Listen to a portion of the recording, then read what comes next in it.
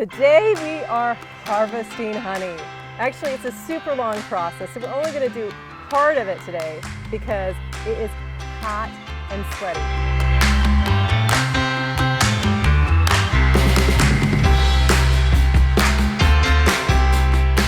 I have a special treat today where I am bringing in the hottest beekeeper in town, my husband, Thomas. I also happen to be the biggest fan of Modern Gardener. I've watched every video, liked everyone, commented on all of them. She's my favorite host. As he should. Ever. Before we get into all of our beekeeping and all of our exciting moments, I just want to ask that you be sweet and hit that subscribe button and hit that notification button because there's so many awesome videos and I'd love to show you all the things about gardening here in Utah, not only in my garden, but in other people's gardens as well. But right now I want to talk about the tools that we're going to be using today to pull honey. There are a couple tools that we're going to use. So the first thing, actually the most important thing that any beekeeper needs is their hive tool. Used all the time. Pop that hive open, pull frames out, it's used all the time. So this is the first tool that we use. But today specifically, there is something we call a fume board. This is a homemade one. It's just a hive top and I put a rag here on the bottom, stapled it on. There are a couple different ways to get the bees off of the frames, but there are thousands and thousands of bees on the frames. So how do you get them off so you can get the honey extracted? The way I like to do it, and I think is most gentle on the bees, is using a fume board. And basically what it is this cloth material here and this spray. It's like, I won't spray it on you. It smells like almond. I actually like it. It's like an almond spray. The bees don't like it, so you spray it on the cloth here, and then remove the cover that's currently on the hive. Set this on there for a few minutes. The bees don't like it, and they go down into the hive more and out of the honey supers. So after a few minutes of them smelling it, they'll leave those honey supers, and then we can go ahead and take this off, pull out the box, and pull out the frames. There will be a few lingering bees that we'll probably have to shake off. But for the most part, this gets them out of those boxes. And the reason why you're doing this also is because when we're taking the honey and this time of year, bees they're not the friendliest during this time. So we kind of want to be as gentle as possible and sneak in to get the honey. Then we also have Smoker. Everyone's favorite tool. I actually don't use it all that much, but I have pine needles in here that we will light and start puffing smoke there. And what you do is you puff a little bit of smoke into the hive, and the bees, for whatever reason, they smell that smoke and they go in and gorge on honey.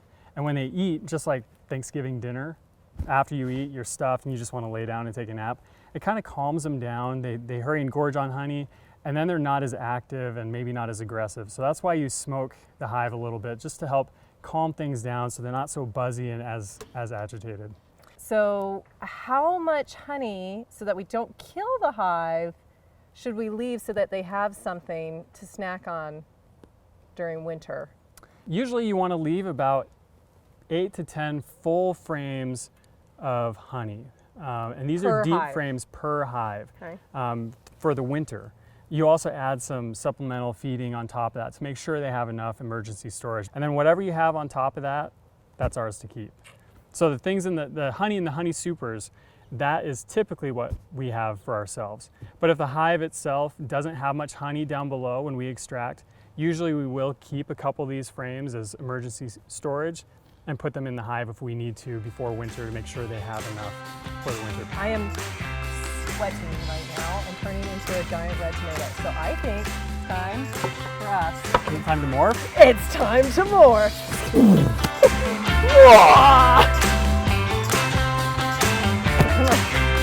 Pretty awesome.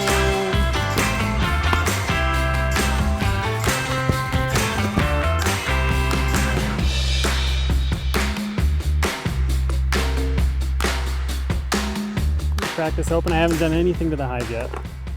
Let's just see what we've got here. Take off the top. Let's see here. This is the top honey box. I'll just pull out this frame here. See what that looks like. All the bees, there aren't too many bees up here. All the bees are down below. So we'll see how many bees are on this and what the honey looks like. Looks like it's pretty empty. Oh, that's a sad day. So here's a honey super here, this top box, and then the box down below is also a honey super. It's a deep honey super. So I'm hoping there's more honey down there.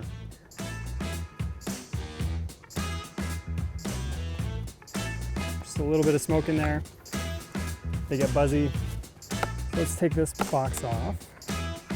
You can see this gooey stuff on top here, on the corners. They use something called Propolis, and it's really sticky. It's kind of like super glue. It helps seal the cracks. It gets really sticky and gooey. Okay, so these are larger frames than that last box.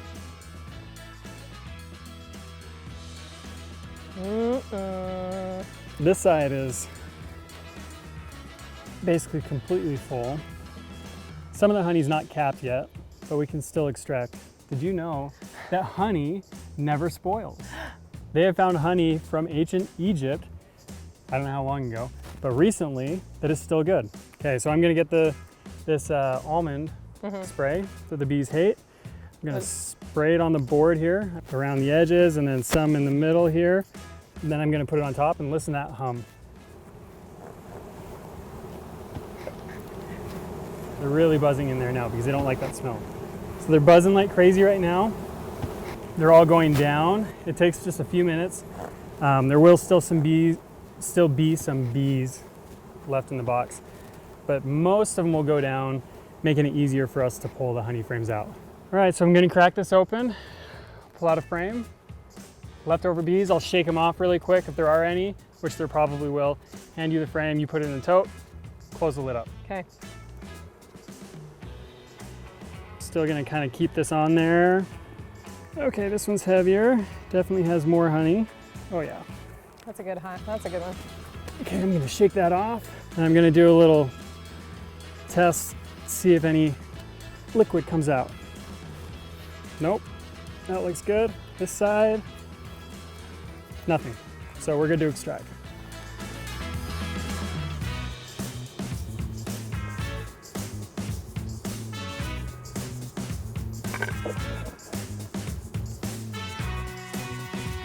These boxes hold 10 frames, but the honey boxes, I like to do 9 frames. Gives them a little bit more space to draw out the comb, a little bit wider, so it's easier to cut off the wax cappings. Again, that one's nice. Yeah, that one's good to go.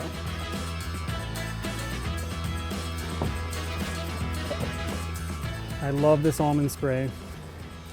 Usually this would be covered with bees, thousands of bees, but thanks to our spray, it's not. And the bees flying around, you can tell they're not hitting you in the face. They're not aggressive. They're not being aggressive. They're just They're kind of confused, swirling. Wondering kind of what's going on. When they're aggressive, they start hitting your veil or they start coming at you. And that's the time to say, we're gonna leave. We'll leave you be. Nah.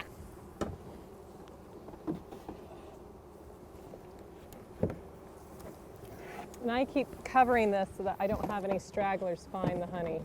And that one has dark cappings, if you notice that. It's really dark, and that's just because the honey is touching the wax. The white cappings, they're nice and bright. It's because there's a little air pocket between the honey and the wax capping. And did you know that honey is different colors based on the pollens and nectars that the bees bring in? Gee whiz! Thanks, Tom. The more you know. Okay, that's it. Okay, now we gotta do this how many more times? A lot. 4 hives, 2 boxes each, 9 to 10 frames each. Do the math. I'm a beekeeper, not a mathematician. In this video, you see Tom and me pulling frames, but make sure to click that next video to watch the extraction process.